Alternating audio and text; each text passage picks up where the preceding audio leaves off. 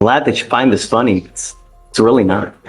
No, You know, you're on a deferred for a very serious. Is this a second degree? What is this?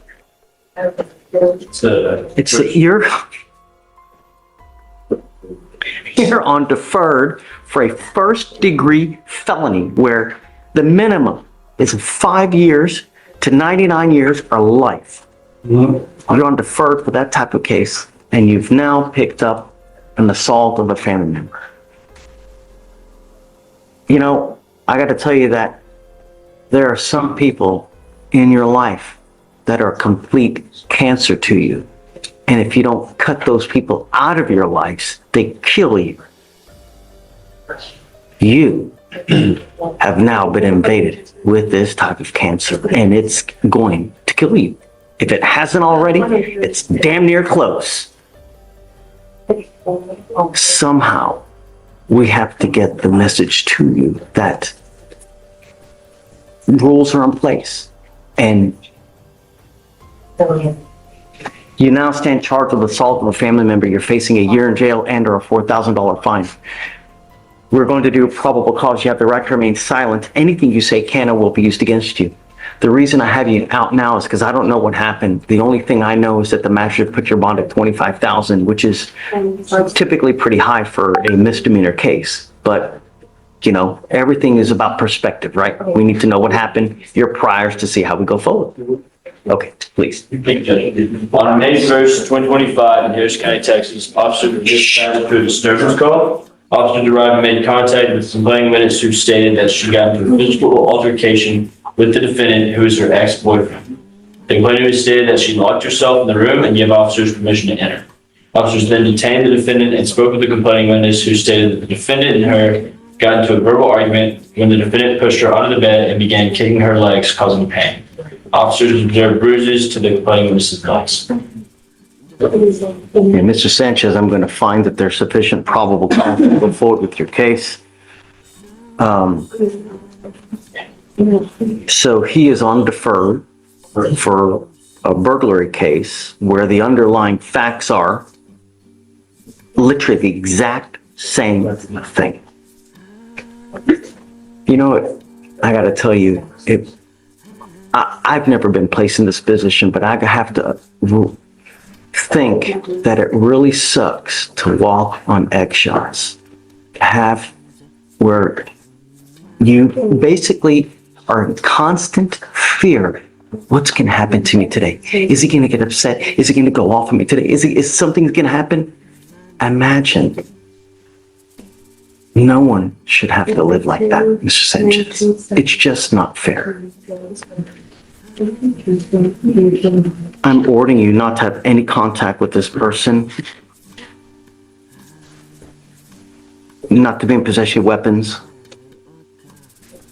have a GPS monitor on your ankle so I know where you are at all times. You're not to go within 1,000 feet of where she lives or where she works. The monitor is going to tell me exactly where you are at all times. I'm going to tell you now that your bond is at $25,000. Bruises, a locked room, and a judge who's clearly seen enough. This isn't just a case, it's a ticking time bomb. And the defendant? He's about to feel the heat. If I find that you break any of these conditions, I'm going to make your bond so high you'll have hairs off your beard falling out. Do you understand? Yes, Your Honor. You're not to consume alcohol, illegal drugs, or use anything of an intoxicating manner. What's your position on the bond reduction?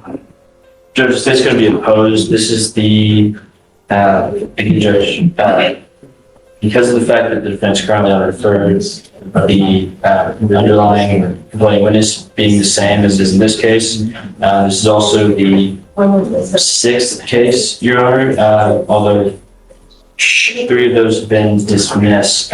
He's not here. Where the underlying complaining witness is the exact same as is in this case. Did you want to say something?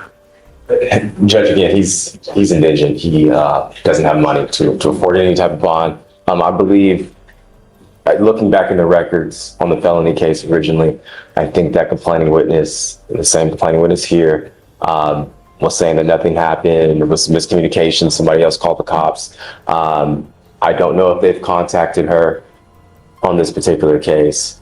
But just as far as that's concerned, I know he is on the deferred, but just to give you a little backstory, my understanding, he was, it was a no threatening or harassing behavior as part of the condition of the deferred. He was allowed to contact her. I believe, she's saying X, but she invited him over. He was authorized to be there. And so from that standpoint, just giving a little bit of background on everything, I would be asking for a PR bond, $1,000 PR bond on this case. He does live in Cleveland, Texas. He has told me he will stay away from this individual. He's not working at the moment. He doesn't have any means, manner to afford any other type of bail, Judge. Do we know if it was a condition of his bond that he doesn't have contact with her while he was on probation? I believe it was just no threatening or harassing, but double checking on that, but. On that one, Judge. It says here among the other allegations that he's. Right, another stuff was, I think it was a whole bunch of fees that he failed to pay, didn't show up to. Testing positive for meth, didn't do the BIP program, didn't do the DDRP program.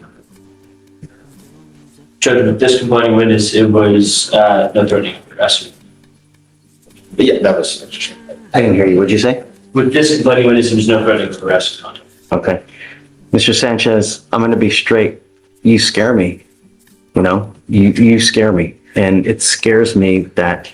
$25K bond, a GPS monitor, and a judge who's not playing. This is what happens when the system decides you're a flight risk, or worse, a threat. But here's the twist. The defense is about to drop a bombshell. The last thing I want is another death on our streets. And, you know, he's being held at no bond as it is now. So anything that we do would be, you know, I do think that a PR bond is wholly inappropriate. I'm not going to give him a PR bond. I will give you a bond reduction. I'll reduce it to $10,000.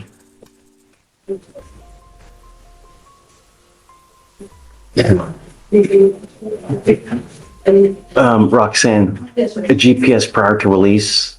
Cut the cancer out, man. I'm telling you, it's going to kill you at some point. The judge just said it.